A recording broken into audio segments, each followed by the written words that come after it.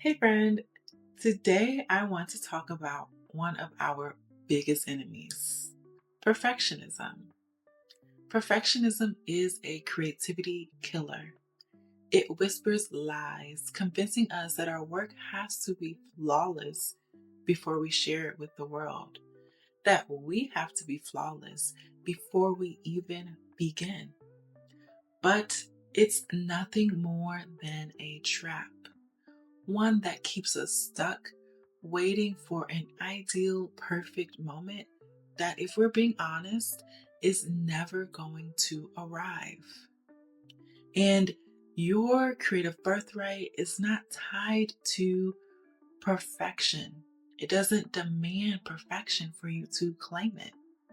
And it's the messy, authentic parts of your creativity that hold the real power to unlocking the beautiful, messy bodies of work that you are going to create. Perfectionism is something that I'm no stranger to. And as Black women, we're often taught to navigate the world with extra caution, always striving for that perfect version of ourselves. The messages: make sure you put your face on before you leave the house. Um, Always making sure that everything is perfectly laid and that you are putting your best foot forward at all times. And don't get me wrong, there's absolutely nothing wrong with that. But what happens when we let go of the need for perfection? What happens when we create from a place of freedom instead of fear? These are two questions that have been on my mind lately. And today I want to share a few things I have learned along the way and share some insights from creatives that inspire me and who have overcome perfectionism to bring us some of the most amazing and transformative bodies of work. So let's dive in. For many of us, we start receiving messages about needing to be perfect at all times from a very young age. And perfectionism doesn't just show up in our work, it's deeply embedded in how we navigate the world.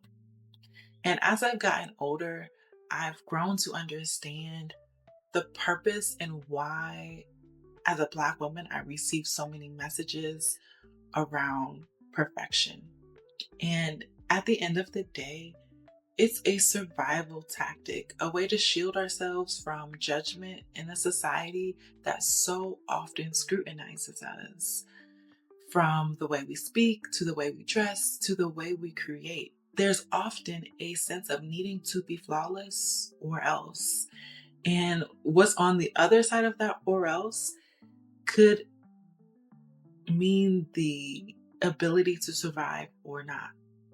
So I completely understand how we got to this point and how we've fallen into this trap of perfectionism. But now it's time to liberate ourselves. We don't have to stay there because perfectionism delays our art and robs us of the joy of making, of experimenting, of failing beautifully. It tells us that there's only one way to be an artist, one way to be, and that's a lie. And I want to share a quote from one of my favorite writers, Octavia Butler. She said, "You don't start out writing good stuff. You start out writing crap and thinking it's good stuff. And then gradually you get better at it. That's why I say one of the most valuable traits is persistence."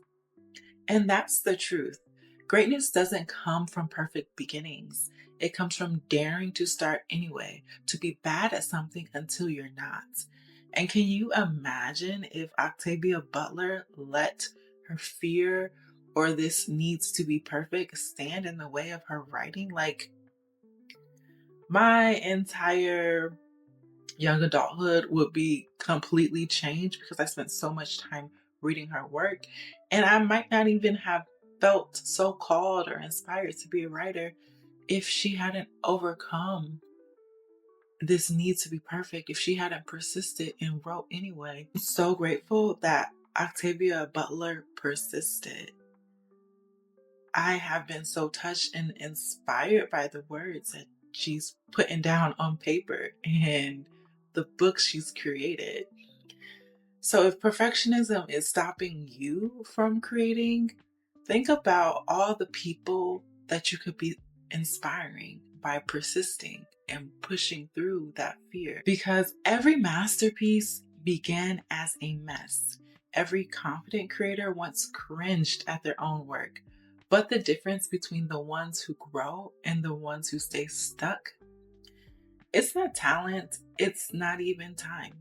It's the willingness to keep going. And Toni Morrison, another literary genius who wove truth into her every word, challenged this trap of perfectionism through her character in her novel Song of Solomon. And this is a line that stuck out for me. She wrote, "You want to fly? You got to give up the shit that weighs you down." You might be thinking, okay, Brienne, what does that have to do with perfectionism? But this quote doesn't just apply to physical burdens, it applies to mental and emotional weight as well. And perfectionism weighs us down, forcing us to second guess and delay. But Morrison teaches us that in order to truly soar, we need to release the things that hold us back, even actually, especially the pressure to be perfect. So take this moment to take a deep breath and relax your shoulders and release any pull or draw towards perfectionism. Release all the fears you have about doing something that's not perfect, or doing something that's not good, or doing something that fails. Because it just might, but that's okay. Octavia Butler told us to start anyways. And Toni Morrison is showing us that we have to let go everything that's holding us down so that we can reach the heights that we are destined for and soar.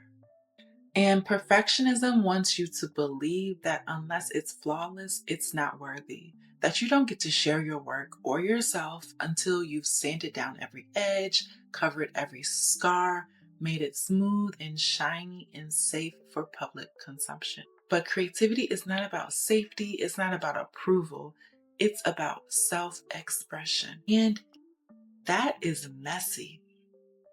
It's alive. It's sometimes contradictory. It grows in the cracks. It sounds like your grandmother's laugh. It looks like a brushstroke that shouldn't work, but somehow does. You don't become more creative by perfecting. You become more creative by creating again and again. By showing up even when your idea isn't fully formed, the vision isn't clear, or the confidence isn't there. When we let go of perfection, we return to the why of creating. And that's where the real power lives. And this reminds me of something N.K Jemisin affirmed in her 2018 Hugo Awards speech. She said, "We creators are the engineers of possibility." And that is the antidote to perfectionism. Not polishing ourselves until we're unrecognizable, but speaking, writing, painting, singing, being, so others like us can see themselves and feel seen, so that we can explore all of the possibilities and show it to others. And through that, inspire them to be or do in ways that they could have never imagined on their own. Going back to N.K Jemisin's Hugo Award acceptance speech, she shared so many gems that have really inspired and motivated me to keep moving forward and keep creating and keep writing. So I want to share a small snippet of that speech. Acknowledging the problem is the first step towards fixing it. I look to science fiction and fantasy as the aspirational drive of the zeitgeist. We creators are the engineers of possibility. And as this genre finally, however grudgingly, acknowledges that the dreams of the marginalized matter and that all of us have a future, so will go the world. Soon, I hope. Very soon. And yes, there will be naysayers. I know that I am here on this stage accepting this award for pretty much the same reason as every previous Best Novel winner, because I work my ass off.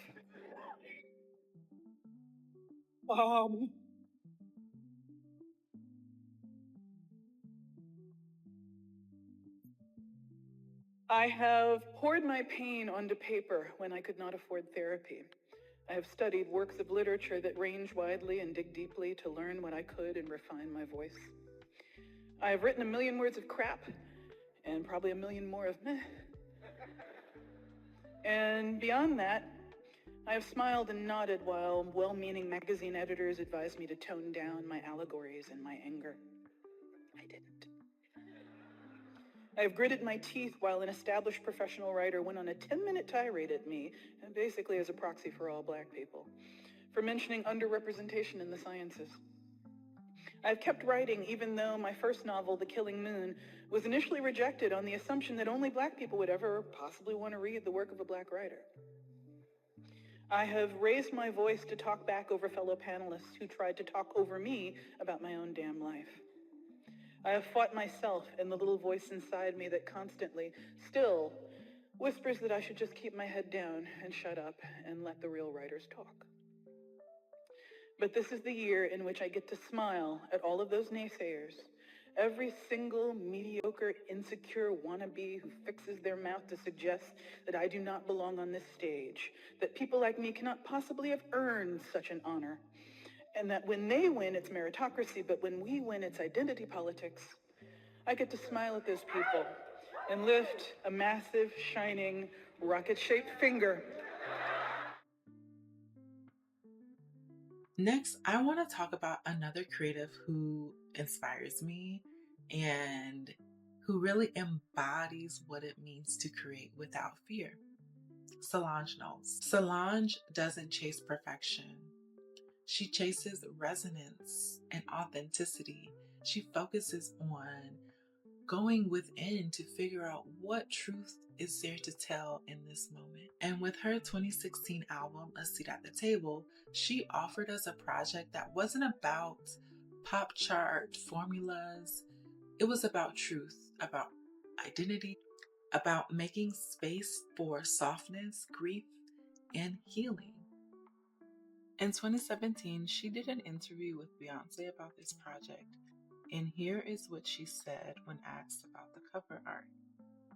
I wanted to create an image that invited people to have an up-close and personal experience, and that really spoke to the album title, that communicated through my eyes and my posture, like come and get close. It's not going to be pretty, it's not going to be perfect. It's going to get a little gritty and it might get a little intense, but it's a conversation we need to have. With this quote, Solange is showing us what it looks like in action to choose self-expression over perfection. And she did just that. She took risk. She followed her own visual and sonic language. And in doing so, she showed a generation of creatives what it looks like to tell the truth on their own terms. And that's the point. Creating without fear isn't about being fearless. It's about not letting that fear hold you back from doing the thing you want to do. It's about being brave enough to honor your vision, even when it's vulnerable, even when it's still unfolding, and the picture isn't quite clear to you yet. So today, I am urging you to stop waiting for perfection and start creating. And here's how you can begin. Start before you feel ready. Perfectionism loves to tell us that we need more time, more skills, more validation. But the truth is, you're ready now.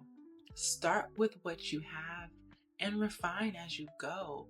And honestly, you have to get started in order to get better. Embrace vulnerability. Share your work even when it's not perfect. The world needs your unpolished brilliance more than it needs a perfect product. And honestly, it will never be perfect. You'll always go back to it and think of something you could have improved on or done differently. So just put out the work and don't focus on having a million edits and a million drafts until you get to the perfect final draft. Trust your creative voice. The more you listen to your own instincts and less to outside pressures, the more confident you'll become in your unique voice and unique perspective. And practice self compassion. Be kind to yourself in the creative process. Perfectionism often thrives in an environment of self criticism. Be your own biggest cheerleader, not your harshest critic. And perfectionism has shown up as an enemy in my own creative process because at the top of the year, I started out working on a project that was going to be a collection of short stories. I had already figured out what the title was going to be and the concept, and kind of mapped out at least 5 to 6 of the different short stories I wanted to include. But when I got started writing, I got caught up in making sure that everything I was writing was perfect. So I would write 1,000 words and then go back and get bogged down into edits. And I was so worried about making sure it was the best body of work that I eventually stopped making progress. And the pressure of perfectionism is the reason why I stopped. So I decided to take a step back from that project and to just write short stories that weren't going to be included into the collection. And in doing that, all of the pressure just immediately disappeared. And I was able to finish some short stories. And then when I finished writing them, I was like, wait a minute, these fit into the theme of the short story collection I was thinking about. So I realized that it wasn't like a writer's block I was experiencing. It was perfectionism that was getting in my way. And that taught me that perfectionism doesn't serve your creativity, it robs it. And by embracing imperfection, we give ourselves space to grow, to fail, and to flourish. Because I thought, okay, let me go and write some other short stories, and those short stories can be bad because they're not going to go in the collection. And that was the space I needed to grow. So remember, your creativity is your gift to the world, and the world needs it exactly as it is. It doesn't need to be perfect, it just needs to be real. And as we close, I want to leave you with the words of Maya Angelou. You can't use up creativity. The more you use, the more you have. So go ahead, create without fear, without perfection, and without apology. Your creative birthright is waiting for you to claim it. That's all I have for you today, but I encourage you to go out and create something, and I'll see you in the next video.